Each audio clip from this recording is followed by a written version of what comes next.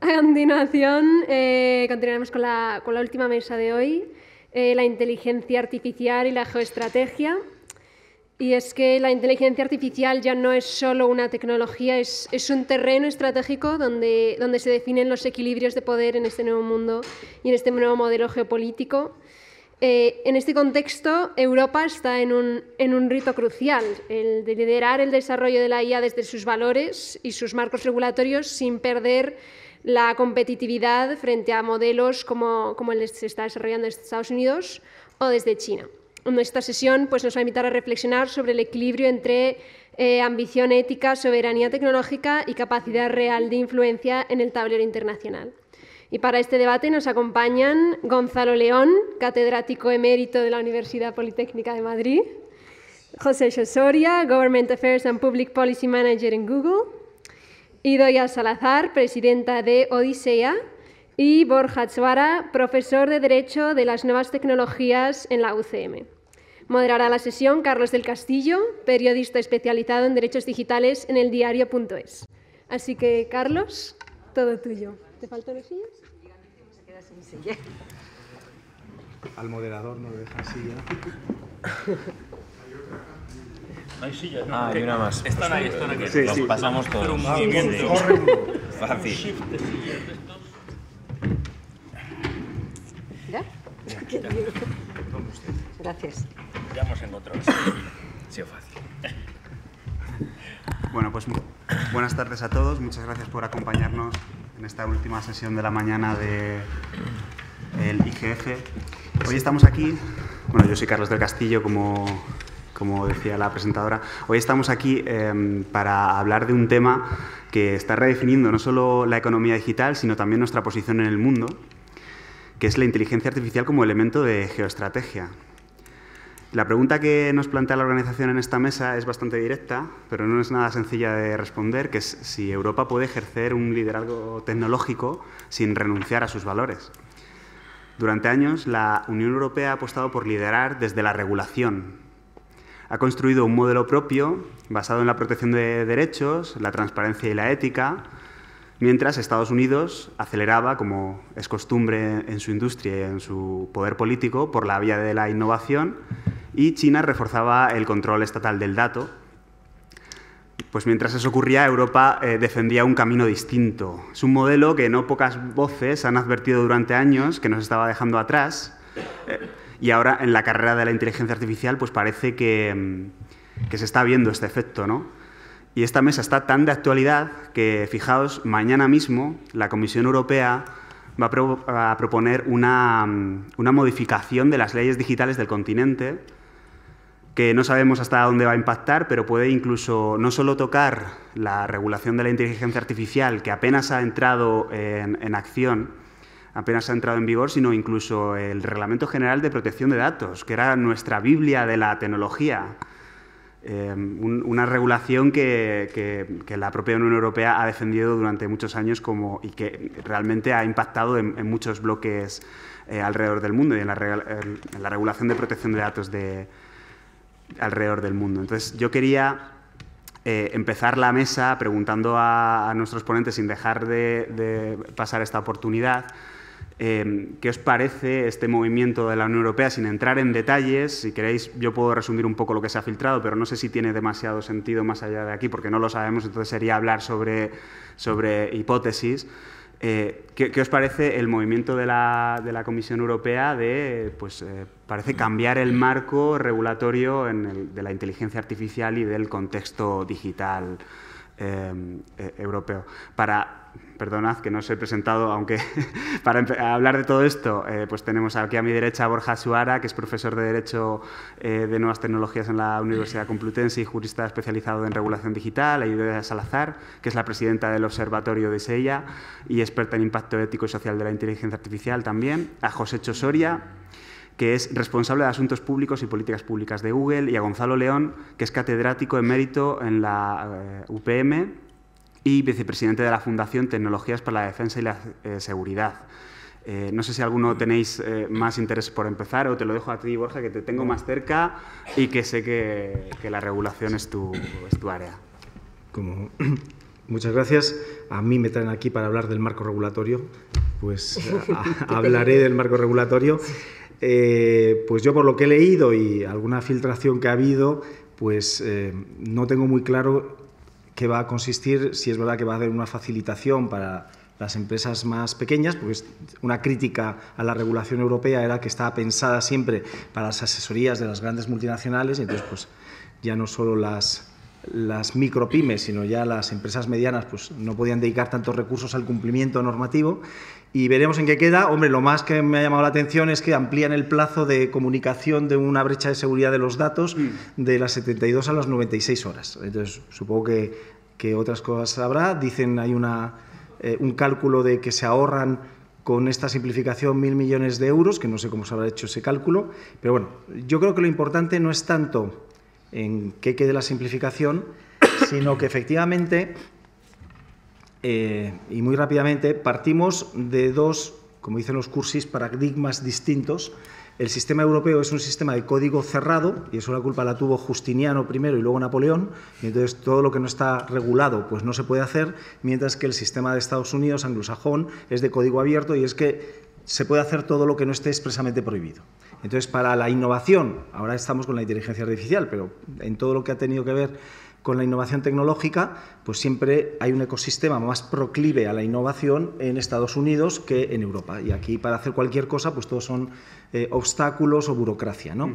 Bueno, pues todo lo que es simplificación es bienvenido, y al lado de esta simplificación normativa, pues hay un camino intermedio entre el sistema anglosajón y el sistema europeo, que son los sandbox regulatorios en inteligencia artificial. De eso hablará Idoia, que lo conoce de primera mano, y que también puede ser una buena prueba y error, porque de eso consiste, ¿no? De no hacer regulaciones que sean corsé, que impidan la innovación o la constriñan, sino que se vean lo que funciona y lo que no funciona. Yo tengo una idea desde hace muchos años, pero porque vengo de filosofía del derecho, que es lo más opuesto al derecho administrativo, que es la hiperregulación de todo, ¿no? Es que basta muchas veces con leyes y principios generales, ¿no? Y no hace falta que regular hasta los topos que debe llevar el bañador en el reglamento de uso de la piscina comunitaria, porque vamos hasta ahí. Todos llevamos un regulador dentro y queremos regularlo todo. Entonces, todo lo que sea simplificar está bien. Cada ley española o europea, al año de su publicación, debería ser evaluada si ha servido para algo. Y si no ha servido, derogarla. Porque muchas veces, más que resolver problemas, crean problemas las leyes. Y entonces, igual que las políticas públicas también deberían evaluarse, no sé si año a año con los presupuestos, que no es un buen momento ahora para hablar de la ley de presupuestos, pero las leyes también, las leyes cada año a la entrada en vigor deberían evaluarse si han servido para los fines muy bien intencionados que tenían, o muchas veces han sido interpretadas o aplicadas de forma distinta, porque una cosa es lo que pensó el legislador y otra cosa es cómo lo ha aplicado la Administración. Y yo creo que toda simplificación es bienvenida, porque no solo compiten empresas, sino compiten bloques normativos. Y el bloque normativo europeo pues es muy poco competitivo frente al de Estados Unidos, y mucho más el de Asia, especialmente China, donde pues no tiene muchos miramientos con los derechos fundamentales. Sí, quizás a lo mejor, Idoia, habría que... La pregunta sería si veis adecuado en este momento abrir un debate sobre si debemos simplificar, que es al final lo que está haciendo la Unión Europea. Proponer es una propuesta de momento. Bueno, pues en primer lugar quería dar las gracias al Foro para la Gobernanza de Internet y a la Universidad Politécnica de Madrid por la invitación. Y además, como bien decías, Carlos, estamos en un momento ideal para debatir sobre estas cuestiones de la competitividad, un debate que no ha cesado desde que empezamos a fraguar la regulación en IA en Europa. Como me he quedado con un poco de ganas de la pregunta anterior, que parecía que era bastante general, la verdad es que tengo una opinión bastante clara sobre estas cuestiones, y ya que me dais el micro abierto, sí, por supuesto. de manera muy simplificada, pues me gustaría comentar mi opinión al respecto. Yo he seguido pues con el trabajo que estamos haciendo en el sandbox con el Gobierno para ayudarles a hacer el sandbox regulatorio en IA, pues ese sello nacional en IA que se estaba haciendo. Pues la verdad es que llevo pues más de 5 años o 4 años y pico. Desde el momento que se empezó a hacer el primer borrador, estamos haciendo pues ese seguimiento con las distintas instituciones europeas sobre la manera en que se ha fraguado esta ley y la necesidad de hacer los distintos artículos que que ha tenido esta ley. Y os puedo decir que en la elaboración de cada uno de esos artículos, cada premisa que tiene la ley ha sido tremendamente pensada, no solamente por juristas, sino también complementada con con profesionales de distintos tipos de empresas, tanto tecnológicas como de otros ámbitos, y también teniendo en cuenta el contexto geográfico de las diferentes empresas. Se han sentado a la mesa distintos actores para hacer una regulación que supuestamente lo que quería hacer no era entorpecer, sino poner otra cuestión muy importante cuando hablamos sobre la implementación de los sistemas de inteligencia artificial, que es conseguir confianza en el mercado. Una confianza que muchas veces no se tenía por temas de prejuicios que hay sobre inteligencia artificial y otro tipo de cuestiones que rodean pues, a temas de protección de datos, de toma de decisiones autónomas, etcétera. Es decir, esta tecnología, aunque yo creo que ya a estas alturas, después de ChatGPT, todos tenemos una idea más o menos clara de lo que hacen estos sistemas, y el tema de la toma de decisiones autónomas y el cuidado de los datos no es algo que tenga que venir por regulación, incluso, es que tiene que venir por diseño. ¿Por qué? ¿Para qué? Para que al final tengamos una tecnología eficiente, haciendo un proceso específico y que sobre mí, sobre mis derechos fundamentales recaiga pues algo positivo, o no que tengo problemas con mis datos y al final no me conceden la pensión que me tienen que conceder o no me dan el puesto de trabajo que yo tengo que hacer. Es decir, las cosas que pide el Reglamento de Inteligencia Artificial son lógicas de puro cajón, y lo que traen es, en la mayoría de los casos de alto riesgo, es al final pasar a ley, es decir, a obligatorio, las cuestiones éticas que, por lo menos yo, llevamos más de casi 15 años estudiando a nivel internacional, están muy estudiados.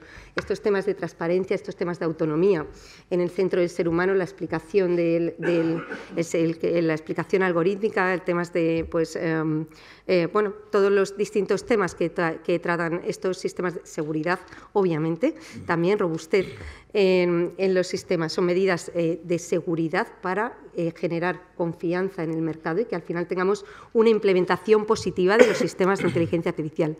No solamente es Europa la que está regulando, Estados Unidos, hay estados de Estados Unidos que también están regulando, Australia está regulando, China está regulando también sobre sistemas de inteligencia artificial, sobre casos específicos. La regulación, yo creo que para mí uno de los principales problemas no es la regulación en sí misma, sino la comunicación de esa regulación.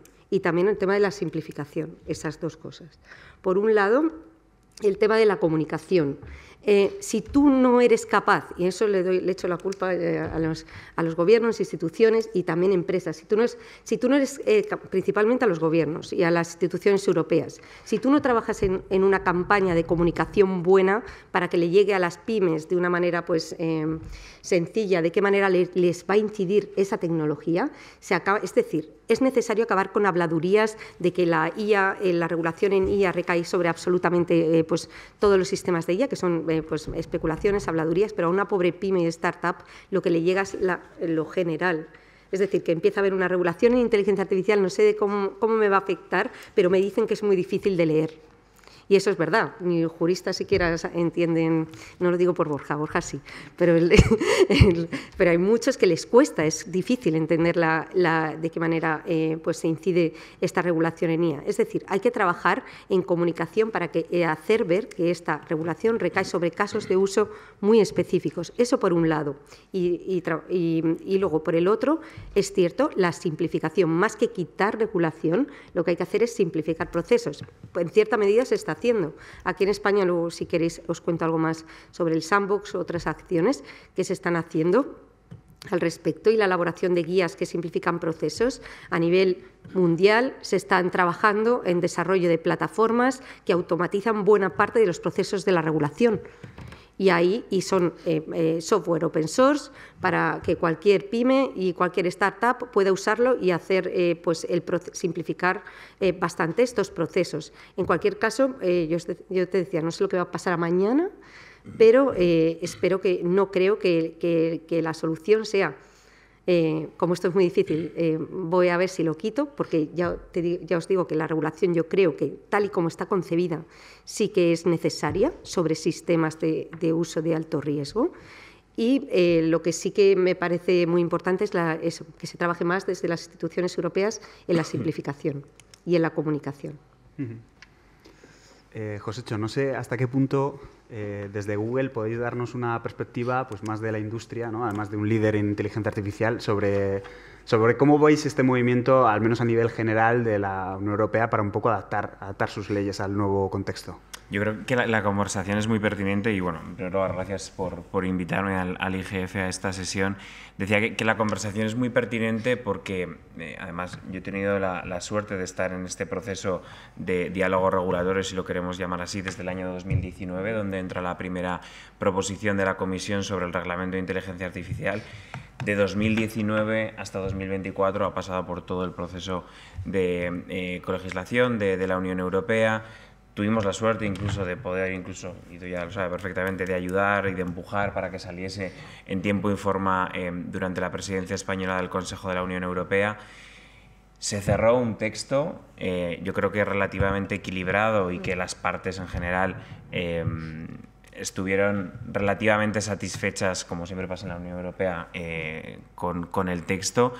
Y nada más terminar esa negociación, nos pusimos a hablar sobre el Código Voluntario de Buenas Prácticas, que, por cierto, Google firmó también en este verano, como no lo han hecho otras empresas. Entonces, pongamos que desde el año 2019 hasta el año 2025 solo hemos estado hablando de regulación de inteligencia artificial, sea a través de reglamentos puros, sea de soft law a través de códigos de buenas prácticas, pero la realidad es que todo pivotaba sobre regulación, ¿no?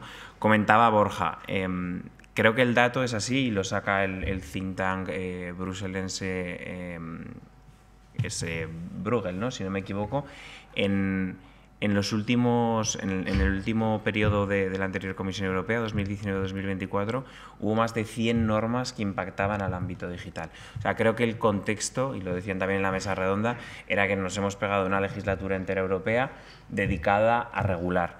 No es solo la industria, las grandes empresas, las pymes, las startups, quienes están poniendo el foco ahora en otro lado. Son Draghi, son Letta, son grandes nombres que construyeron la Unión Europea y hicieron políticas en sus respectivos países, quienes están poniendo el foco no en la regulación, sino en la competitividad. Y creo que aquí hay una cosa muy curiosa, ¿no? Y es que muchas veces ponemos encima de la mesa una falsa dicotomía que es o cumplimos o competimos.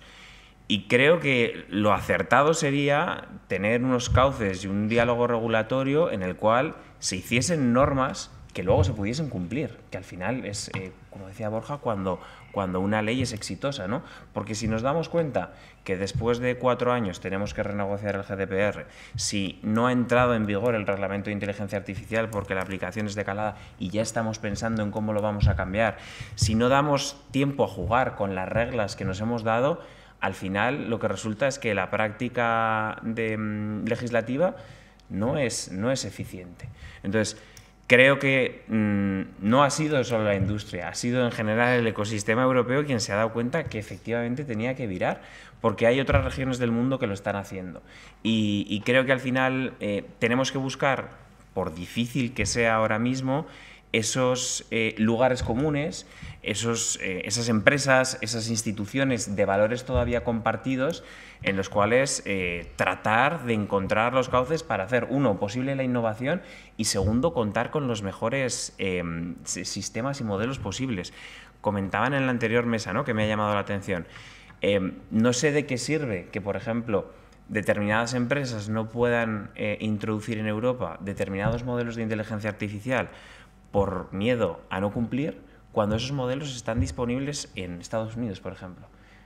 Vamos a ser consumidores de esos modelos. Entonces, ¿hasta qué punto estamos protegidos? ¿O hasta qué punto estamos ayudando a nuestras pymes, startups, o ya no solo startups que estamos pensando en las pequeñas, en las que quieren crecer cuando no pueden contar con modelos que son 3, 4, 5, 7 veces más potentes que la startup que está en Wyoming, ¿no? Entonces yo creo que la conversación es muy pertinente y ojalá a través del Omnibus Package podemos encontrar un cauce y una vía para no desregular, como decía Idoia, sino para simplificar procesos y hacerlo un poco más sencillo.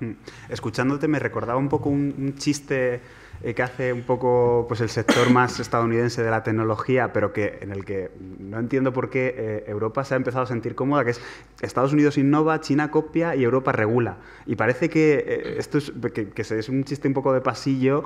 Europa durante un tiempo se ha sentido cómoda en ese... bueno, pues nosotros solo regulamos y como decías tú, pues parece que llevábamos 5 años en una regulación constante y ahora vamos a cambiarla.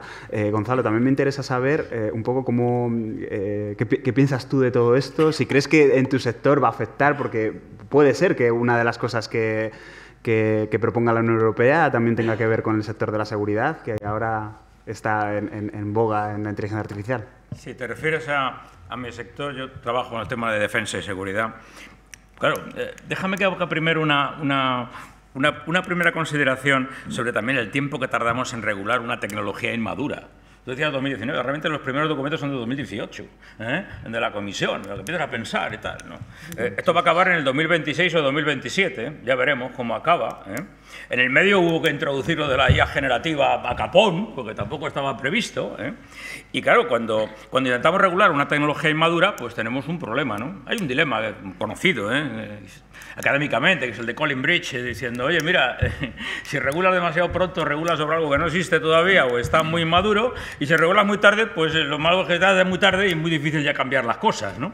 Es verdad, elegir ese tema, pero de todas maneras, fijaros que estamos hablando de un proceso que va a durar en total 7, 8 años, no es nada pequeño, en una tecnología que en 8 años ha cambiado mucho y seguirá cambiando. Con lo cual, el proceso de adaptación va inherente si tú quieres hacer algo sobre tecnologías que están evolucionando.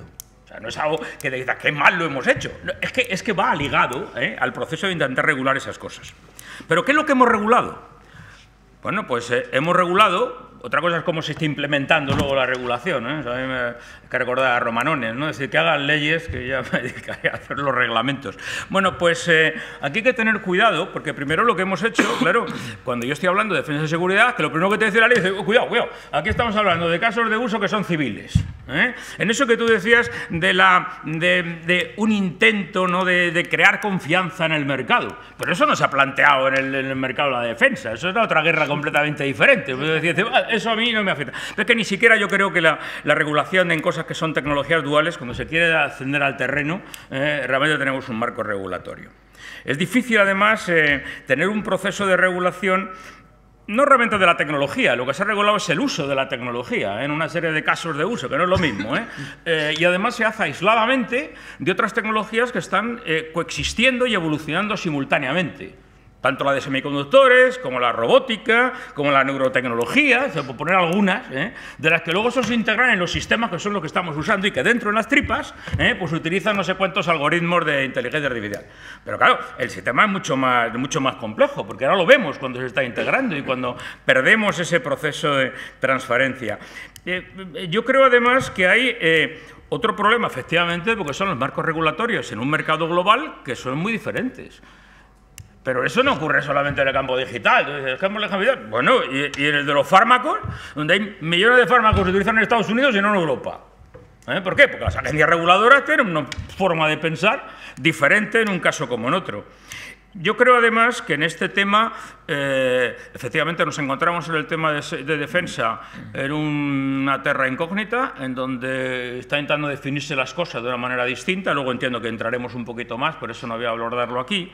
Pero sí, simplemente por terminar en esta primera intervención, que una cosa es simplificar y otra cosa es desregular, que no es lo mismo.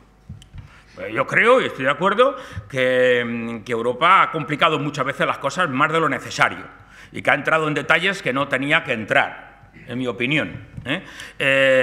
Lo que pasa es que, claro, esto no es como el péndulo. Entonces, aquí hemos visto, vamos al sentido contrario, entonces lo que hacemos no es regular nada. Es decir, ¿qué es lo que queremos hacer? ¿Lo queremos hacer mediante los códigos de conducta que tú decías? Bueno, este jueves y viernes, que me voy mañana a Jaén, porque jueves y viernes tenemos la discusión sobre el uso responsable de la IA en el ámbito militar, y el punto de partida que tenemos es que no tenemos un uso responsable definido, no tenemos un acuerdo en absoluto, lo que se ha hecho hasta ahora son unos códigos de conducta que, claro, no es que lo respetemos entre quienes queremos respetarlo, es que hay un enfrentamiento con otros que vete tú a saber lo que piensan. Y es mucho más complicado. Y donde ahí vamos a tener que basarnos en una serie de pragmatismo dentro de un marco de referencia de principios y valores que no tengo nada claro cómo se va a implementar, pero no sigo ya. Ahora tendrás capacidad, Idoia. Creo que vale, querías sí, yo decir quería algo. comentar una cosa sobre esta cuestión. La verdad es que sí que en defensa sí que se está haciendo bastante uso de estos sistemas de inteligencia artificial. Yo estoy colaborando en varios proyectos internacionales, Commands y HiDev, bueno, incluyendo automatismos de IA en distintas cuestiones. Uno de ellos trata de inclusión de inteligencia artificial en vehículos autónomos en el campo de batalla y el otro sobre misiles autónomos. Te puedo decir que estoy haciendo los planteamientos éticos.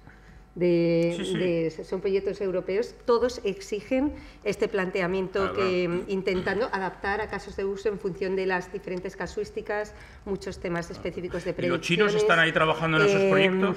No, chinos no, solo sé en Europa. Vale. Lo que intento decir, también he estado en algunos congresos también de la OTAN sobre esto, en el que se han planteado ya, y también en Estados Unidos, en temas específicos, no me recuerdo ahora el nombre del informe, pero sí hay principios éticos de inteligencia artificial aplicadas a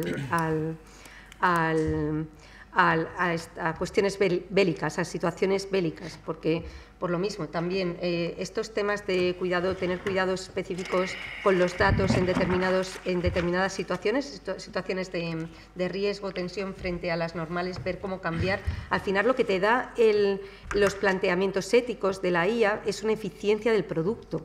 También, o sea, no es que lo que trato de decir es que no por cumplir los principios éticos, que son la base de la regulación en IA, te hace que tu producto tenga menos eficiencia, simplemente que lo sacas más rápido. Pero muchas veces, y eso está probado, muchas veces teniendo cuidado con los datos, sabiendo cuándo soltar la mano del sistema, pues estos temas de explicabilidad te ayuda a comprender mejora la propia eficiencia del sistema y al final tienes pues al final eso te ayuda a la competencia, ser más competitivo, ser más confiado y por lo tanto pues tener más público, que consuman más tu producto o servicio. No, simplemente lo comentaba porque sí que sé de primera mano que hay también mucho interés. Este tema de dejar autonomía a las máquinas también en el campo de batalla, pues también sin duda pues también me preocupa, ahora obviamente. Sí.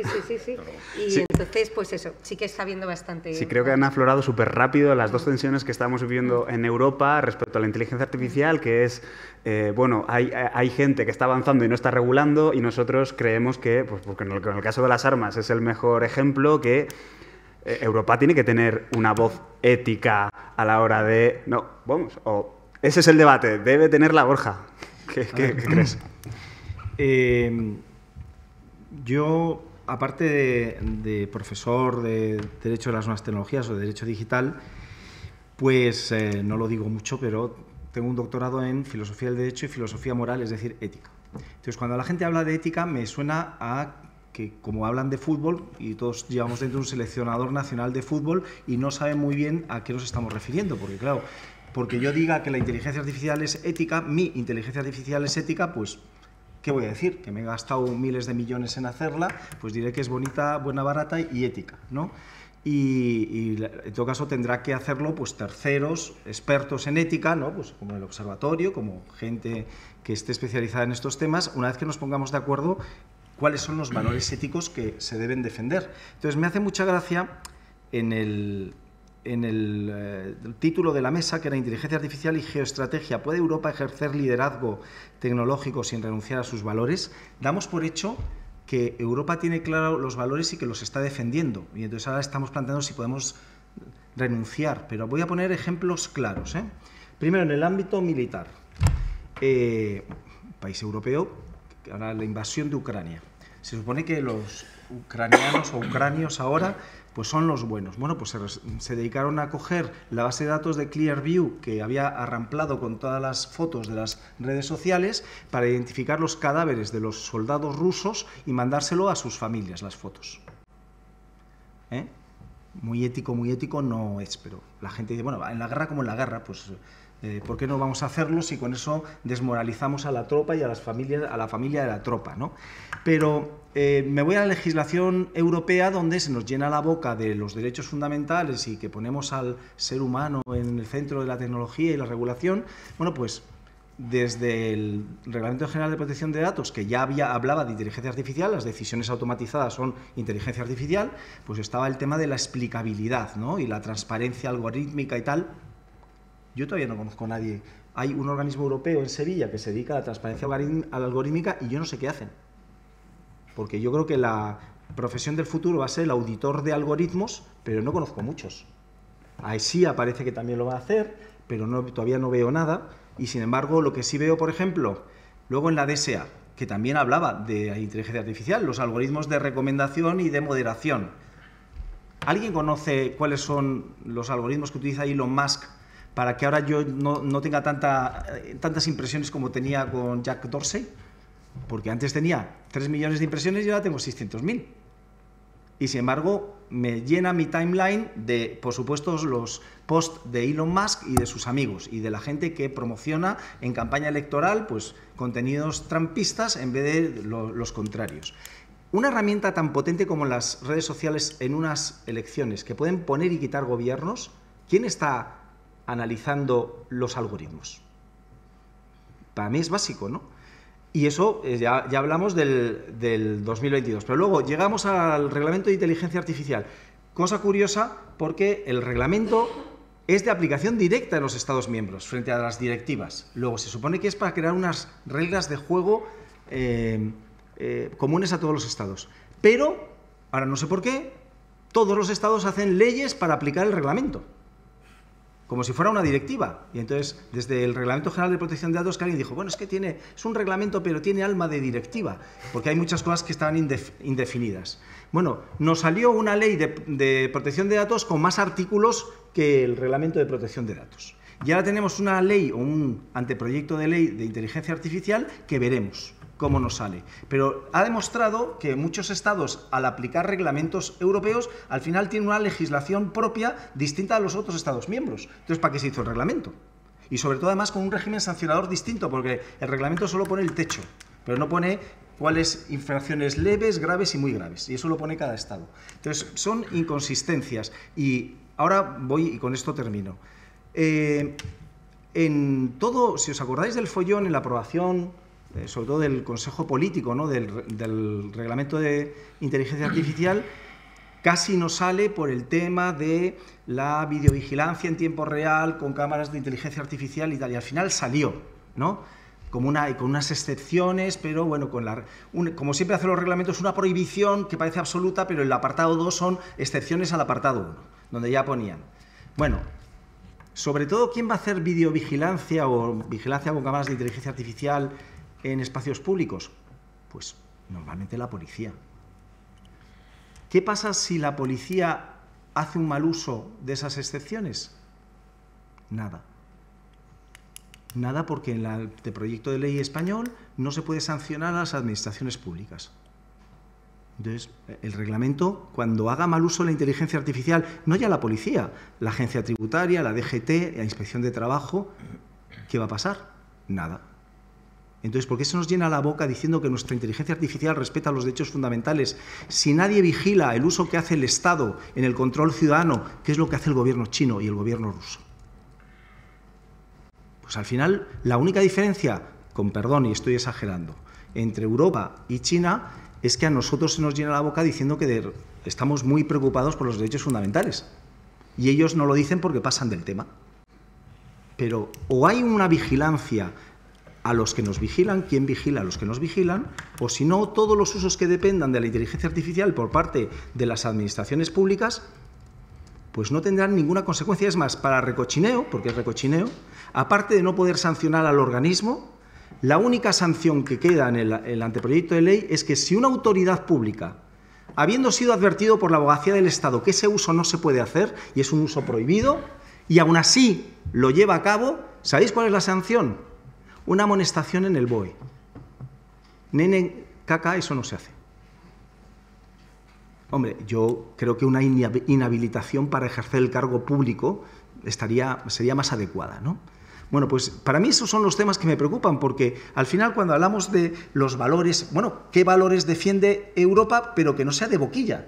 Que haya consecuencias prácticas, porque si no, decir... A mí me hace gracia porque el tema este de, no, en Europa y en España, no, hemos puesto al ser humano en el centro de la tecnología. Y dice, es lo que hace la agencia tributaria, pone al ser humano en el centro de la tecnología.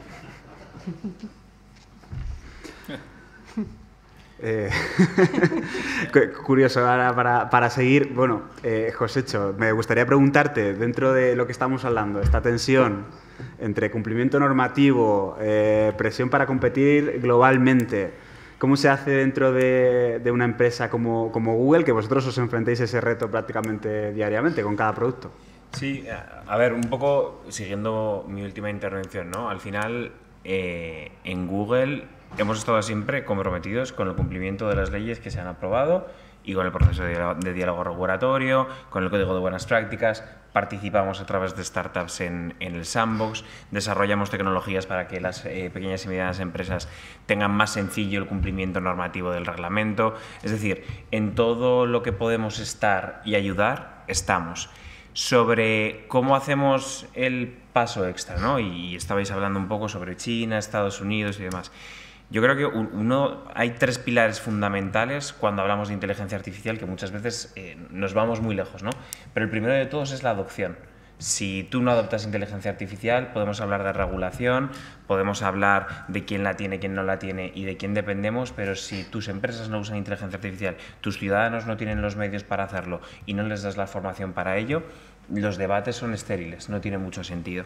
Entonces, lo primero que tratamos es de tener los mejores modelos disponibles para los ciudadanos europeos. Esto ha sucedido en España, por ejemplo, con el lanzamiento del modo IA, que ha sido el cambio más importante en la búsqueda de Google en los últimos 20 años. Ha pasado con la vista generada por IA. O sea, son la forma en la que tenemos nosotros de poner nuestra tecnología, como lo hemos hecho con toda nuestra gama de productos, con los europeos.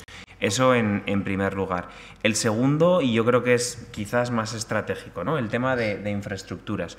Comentaban también en la mesa anterior, ¿no? La compañera de Latinoamérica, la dificultad y la necesidad también de contar en una época de inteligencia artificial con las infraestructuras que sustentan esa tecnología. Bueno, pues creo que en Europa estamos en una posición bastante mejor que en Latinoamérica. Y de nuestra parte tenemos un centro de datos ubicado en Madrid, en colaboración con Telefónica. Tenemos un centro de ingeniería que solo existe 2 en el mundo, uno está en Zúrich, el otro está en Málaga, y tenemos una oficina en Madrid y otra en Barcelona. Pero es que además de eso, la forma en la que se conectan todos estos datos y circulan a través de continentes es a través de cables submarinos. Tenemos un cable submarino que va desde la costa este de Estados Unidos y aterriza en Sopelana, en Bilbao, y tenemos otro que viene a la península ibérica que se llama el cable Sol. Entonces, quiero decir, cuando hablamos también de qué es esa cooperación entre grandes continentes o bloques de inversión, como se les llama muchas veces, nosotros somos el claro ejemplo de que hay formas de cooperar y que hay formas de cooperar dentro de esquemas de valores compartidos, ¿no? Creo que una de las cuestiones que comentabais, ¿no? Que surgió también en Granada, en la cumbre de la OTAN, sobre el concepto de autonomía estratégica abierta, es decidir con quién quieres ser abierto. Y nosotros lo que vamos a hacer es tratar de ser colaboradores de España, de Europa, y tratar de acercar puentes entre Estados Unidos y Europa. Y no lo hacemos solo de boquilla, como decía Borja, que hay pues mucha palabrería en este mundo, sino que lo hacemos con inversiones millonarias como las que he mencionado. Sí, de hecho recuerdo, por poner un punto positivo en el desarrollo tecnológico de Europa, yo me acuerdo cuando se estaba negociando y cuando entró en vigor el Reglamento General de Protección de Datos, que una de las claves era que todos los datos de los europeos se van fuera y eso no puede ser, y no había centros de datos. Bueno, pues ahora estamos viendo un boom de centros de datos aquí en España y en Europa, al menos eso ya lo tenemos, ¿no? Que los datos no salen fuera y que la tecnología se puede desarrollar. Aunque creo que Gonzalo no está tan de acuerdo. Te quería preguntar también, que antes te has quedado con ganas de profundizar, si en ámbitos sensibles como la defensa o la seguridad existen límites reales al uso de la IA, que Borja también lo esbozaba un poco. Mira, en ámbitos de guerra, en conflictos de alta intensidad, hay dos elementos que son claves, ¿no? La supremacía y la supervivencia. Conceptos que no aparecen normalmente en los procesos regulatorios, ¿no? Están en otro ámbito distinto, ¿no? Pero claro, cuando a ti te están atacando, uno tiende a usar lo que puede. Y eso está ocurriendo en Ucrania en estos momentos, por poner un ejemplo, ¿no? Es obvio, y eso es así. ¿Y te vas a poner de acuerdo con el contrario? Depende. Depende del nivel, en realidad, en el que las cosas saben. Mira, está muy bastante estudiado en estos momentos los niveles, los umbrales puestos al principio de la guerra en Ucrania. Estoy hablando del año 2022, o sea, que no hace tanto, 3 años y medio. Y los niveles que hay ahora en cuanto al uso de sistemas autónomos han cambiado drásticamente por dos motivos. Uno, evidentemente por la propia evolución de la tecnología, que hace posible ahora cosas, por ejemplo, enjambres de drones, de lo que antes no era posible. Solo 3 años y medio, porque los conflictos militares, desgraciadamente, son los clásicos aceleradores en la historia de la evolución y desarrollo tecnológico. Esto es un ejemplo más. Pero el otro ejemplo también es el comportamiento del contrario. Pues tú tienes que reaccionar, y reaccionar también con lo que puedas y tengas, ¿no? Claro, en ese contexto, el autolimitarse, estableciendo, por ejemplo, unas condiciones de uso de las cosas en función solamente de uno de los bandos, te ayuda poco en ese proceso y es muy difícil de hacer. ¿Que se ha querido hacer? Sí. Voy a contestar, por ejemplo, al tema de los códigos de conducta en el que tanto es. En la última cumbre de Corea, en 2024, de alguna manera firmaron las conclusiones y el plan de acción, que se derivó de ahí, unos 60 países. Otros 30 que estuvieron allí, otros no fueron, pero incluso de los 30 que fueron, lo único que llevaron ahí fueron observadores /espías, a ver qué se decía por los pasillos, pero no firmaron ningún documento. Y estamos hablando de países como India y China, por ejemplo. No estoy hablando de unas islas perdidas en el Pacífico. Estoy hablando de países realmente muy relevantes. ¿Qué ha ocurrido además desde entonces? Nada. Es decir, no se ha avanzado nada en ese proceso. ¿Y por qué no se ha avanzado nada en ese proceso? Pues no se ha avanzado nada en ese proceso porque en estos momentos la evolución es tan rápida que nadie está dispuesto en este momento a correr el riesgo de autolimitarse disparándose al pie. Esa es la normativa. Y eso podemos estar muy en contra. Yo no voy a referirme a mi postura. Lo que quiero deciros es cómo son los hechos en el momento de que se está viendo este despliegue. Claro, el problema es muy complicado, porque tecnológicamente somos capaces, efectivamente, de tener un sistema, no un sistema solo, una cadena, lo que se llama una cadena de tal, un kill chain, prácticamente hasta el final. Técnicamente, tecnológicamente. ¿Asumiendo algún riesgo? Sí, claro, porque los riesgos los está asumiendo completamente todos los días, todos los minutos. O sea, que eso es un problema grave en ese sentido. Pero además, no estamos seguros cuál es el marco ético que hace el contrario, que ni siquiera ha ido a ese tipo de reuniones y, por supuesto, tampoco ha hecho nada para firmar ningún documento de este estilo. Nos vamos a tener que enfrentar con otros, con un marco ético de referencia totalmente diferente al nuestro, manteniendo nuestra propia postura. ¿Cuánto tiempo? Comentaba el otro día como un ejemplo, pero es muy típico. Un avión de combate puede identificar un enemigo a 20 kilómetros y puede posicionar sus misiles y darte un aviso, y el piloto, estamos hablando de un sistema pilotado, entre pilotos y pilotos tarda 6-7 segundos, depende de cómo se hagan las simulaciones, para tomar una decisión y apretar un botoncito y lanzar el misil. Como el de enfrente no espere 7 segundos, son tus últimos 7 segundos. ¿Cuántas veces tú esperas 7 segundos? ¿Cuántos los mandos van a esperar muchas veces a eso? No sé lo que va a ocurrir, pero estamos ante una situación que no es nada sencilla. Y, por tanto, soluciones mágicas diciendo no, vamos a hacerlo todo bien porque vamos a firmar un planteamiento. Yo no me fío ni de quien lo firma. Pues tú fíjate de los que no lo firman. Y termino con otra cosa que yo creo que también es muy relevante. Y es que ¿estamos seguros que los sistemas que nosotros adquirimos para defensa cumplen esas condiciones cuando los estamos adquiriendo en un mercado internacional? ¿Quién sabe cómo están y con qué datos están entrenando esos sistemas? Cuando en el caso del uso de sistemas y de datos, Menos en los espacios de datos en el mundo civil, si al final se implantarán en Europa de alguna manera. Tengo mis dudas, pero en fin, como no quiero ser demasiado pesimista, pero lo que sí te aseguro es que espacios de datos compartidos en defensa no se van a usar. Y si no se van a usar así, cuando tú tienes que trabajar en un sistema, por ejemplo, interoperable con otros 10 países en un ejercicio de la OTAN, por poner un ejemplo, ¿tú estás seguro de cómo se han hecho esos sistemas? ¿Cómo se están entrenando? ¿Alguien te va a dar esa información? Claro, lo que te pide el cuerpo es decir, don't worry, porque yo, from scratch, o sea, voy a hacerlo todo, desde cero. Entonces tienes otro problema que es muy grave. ¿Cuánto tiempo vas a tardar en hacer? Suponiendo que tengas recursos. ¿Cuánto tiempo vas a tardar en hacer eso? ¿Tenemos tiempo en Europa? Dejo la pregunta en el aire, pero es una pregunta teórica. Como la cosa apriete, no. Y de hecho lo que está ocurriendo en estos momentos es que si tenemos que hacer caso a algunas de las decisiones tomadas por la propia OTAN, tenemos que basarnos en plataformas, por ejemplo, basadas en inteligencia artificial para tomas de decisión no europeas, para empezar, y sin información real de qué datos han usado y cómo se han entrenado los sistemas. ¿Queréis recoger alguno la pregunta que lanzaba Gonzalo? Tenemos... ¿Se puede abrir? Yo quería hacer una puntualización sobre claro. una cosa que... Espero que alguien diga algo más optimista. Sobre lo que ha comentado Josécho, referente al primer punto que ha tratado, sobre yo creo que es tremendamente importante. Ha comentado que si no hacemos un incentivo para que las empresas... Lo primero que tenemos que tener es empresas usando IA. El uso de la IA en todas las empresas para poder luego aplicar o no aplicar la regulación. Y ese punto, esa frase, a mí me parece especialmente importante. ¿Por qué? Porque yo creo que, obviamente, pues esto, regulación en casos de uso, aplicada a casos de uso de alto riesgo, he dicho antes que es necesaria, pero de igual manera creo que sí es necesario incentivar el uso de la inteligencia artificial tanto en startups como en pymes, como en la administración pública, y que se pierda y trabajar de manera que perdamos un poco el miedo a hacer uso de sistemas de alto riesgo. Tenemos como tabús.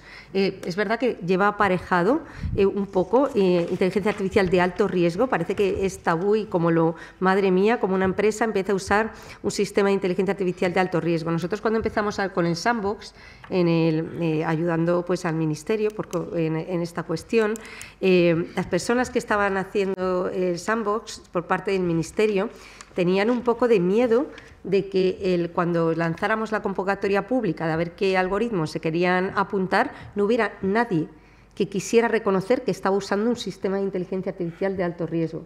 Esto es una realidad. ¿Por qué? Porque hay un prejuicio social, igual que tenemos tabús hacia ciertas palabras, hay un prejuicio respecto a decir que yo estoy usando un sistema de alto riesgo y esto tiene connotación negativa, y no lo tiene.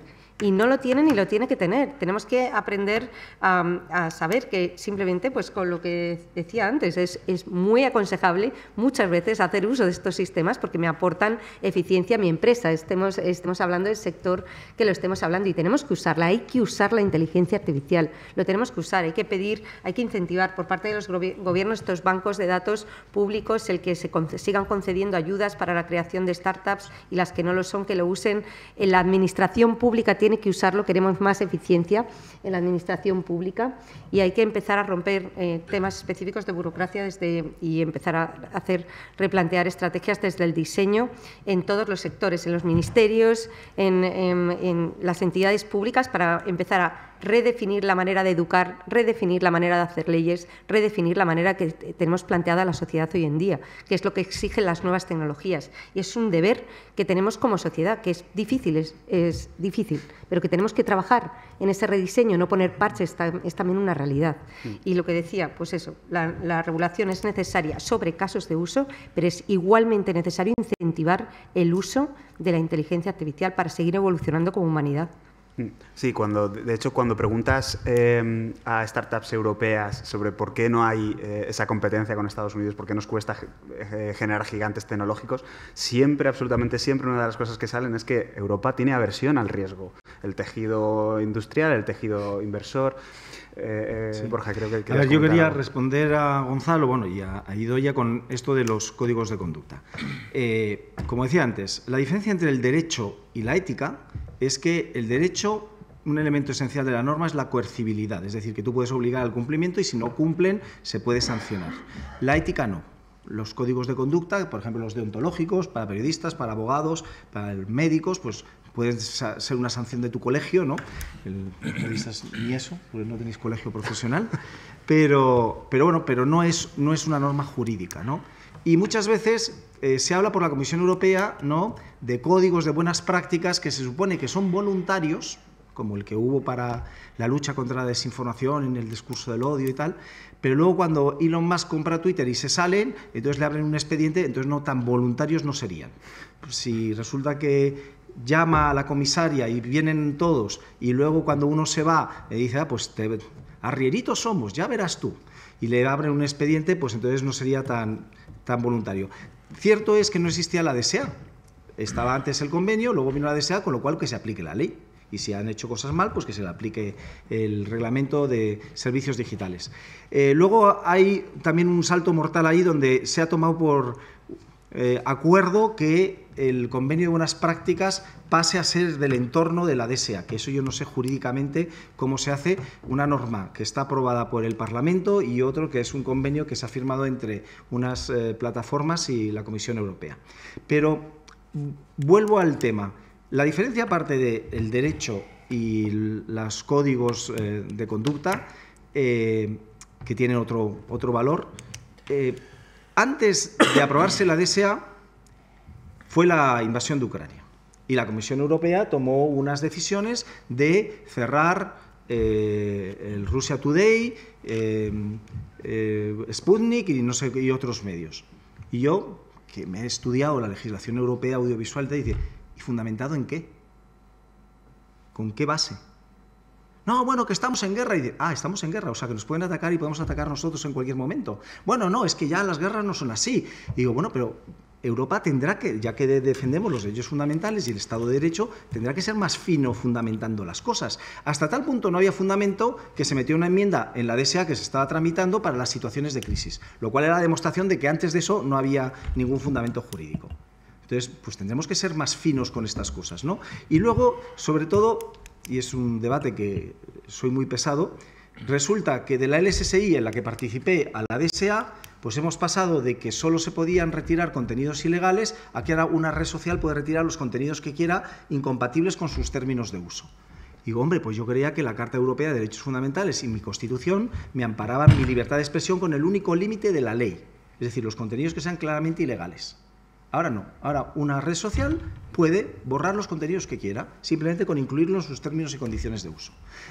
¿Realmente la Comisión Europea o la Unión Europea está defendiendo los derechos fundamentales, mi derecho fundamental a la libertad de expresión?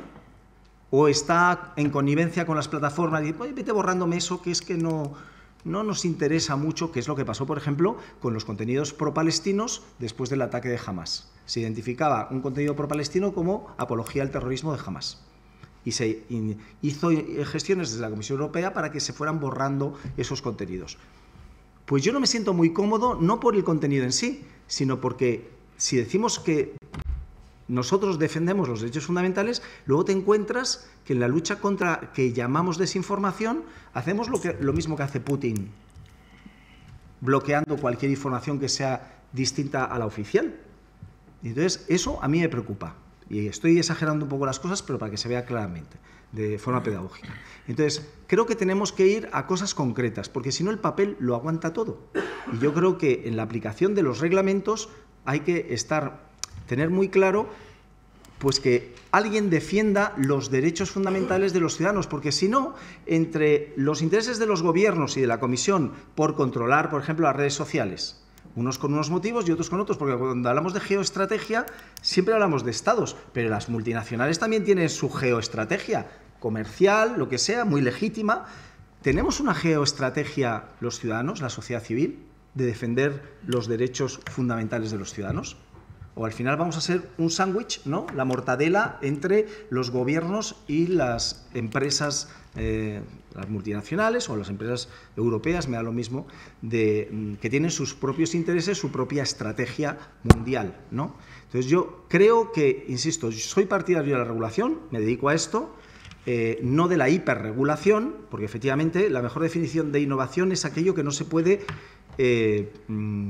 intuir, ¿no? Si se puede intuir o predecir. Si se puede predecir, entonces no es innovación. Entonces hacemos muchas veces, como decía Gonzalo, una regulación porque algo hay que hacer, porque esto está surgiendo para que no haya malos usos, pero que también la regulación que tiene que vigilar los malos usos no nos impidan beneficiarnos de los buenos usos de la inteligencia artificial. Pues... Aparte de que yo creo, perdona, es que eso de que no estamos en guerra, si estamos en guerra, pues depende de cómo lo que hablemos. Yo creo que hay una guerra híbrida, claramente. Y yo creo que la sociedad tiene derecho a disponer de instrumentos para defenderse en una guerra híbrida. Pero entonces, fundamentados, ¿hasta dónde? Claro, fundamentados y tienen que jurídicamente. estar fundamentados en una serie de valores y en una serie, además, de reglas, de alguna manera, o de un marco de referencia que esté lo más definido. Pero como hemos hecho la avestruz, primero, diciendo, como no hay guerra híbrida, entonces eso no tengo que regular nada, porque como no existe... Oiga, mire usted, sí existe. Una vez que he dicho que sí existe, vamos a ver el papel que está jugando la tecnología en ello. Y está jugando, por ejemplo, la inteligencia artificial, un elemento clave en todo lo que es la construcción de narrativas y su difusión, por ejemplo.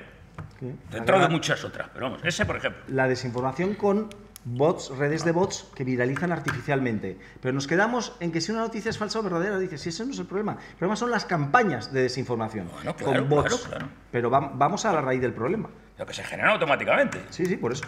Sí, creo que lo que ha quedado claro es que es imposible tratar este tema en una hora, porque el melón que estáis abriendo ahora vosotros en informacional es que es inabarcable ahora mismo.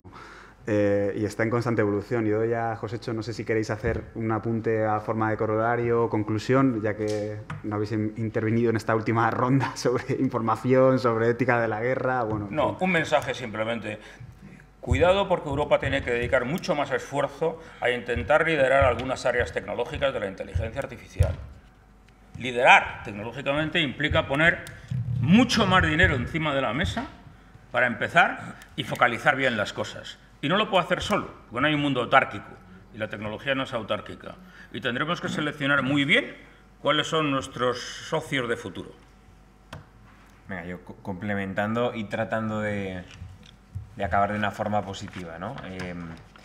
Al final, yo creo que uno de los mayores riesgos que podemos sufrir en Europa es perdernos las oportunidades positivas que tiene esta revolución tecnológica, ¿no? En 2024 nosotros comisionamos un estudio que cifraba en entre 100.000 y 120.000 millones de euros el impacto en España solo de la inteligencia artificial generativa en los próximos 10 años.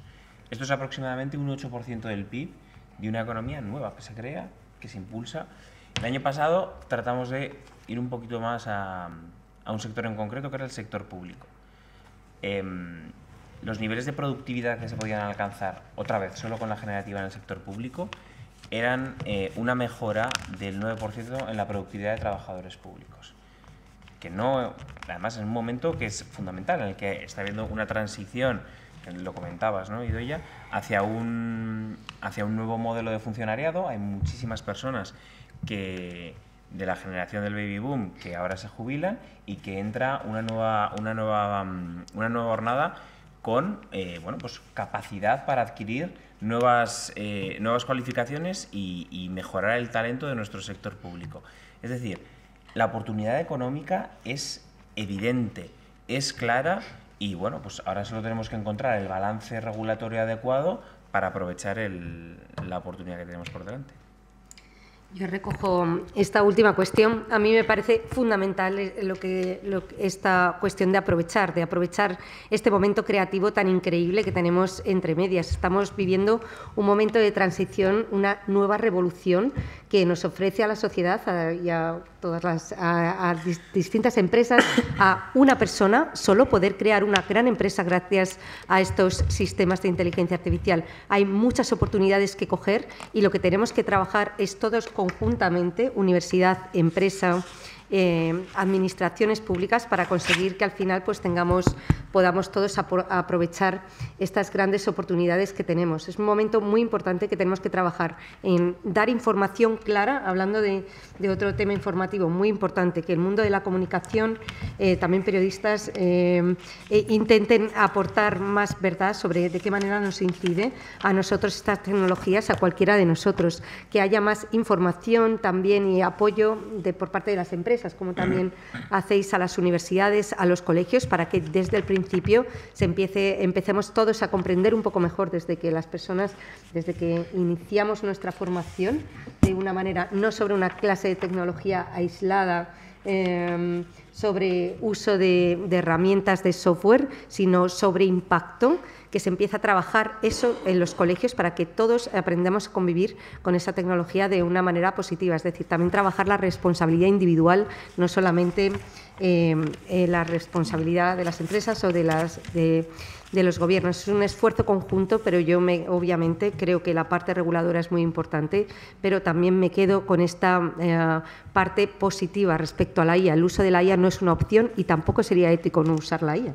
Por lo tanto, yo creo que tenemos que trabajar en quitar también estos prejuicios, tenemos que simplificar la regulación para que las empresas puedan usar esta tecnología y seguir de una manera pues, más fluida, las empresas en Europa me estoy refiriendo, y trabajar en la educación, que me parece otro de los puntos fundamentales para este impacto positivo. Sí, está claro. Lo único que no podemos hacer es hacer la táctica del avestruz y pensar que esto no va con nosotros, ¿verdad? Muchísimas gracias a los cuatro por ya nos hemos pasado más de 5 minutos del tiempo por este debate. Espero que haya sido instructivo para todos y que nos haya dejado ideas sobre cómo ir mejorando. Muchas gracias. Gracias. Gracias al moderador.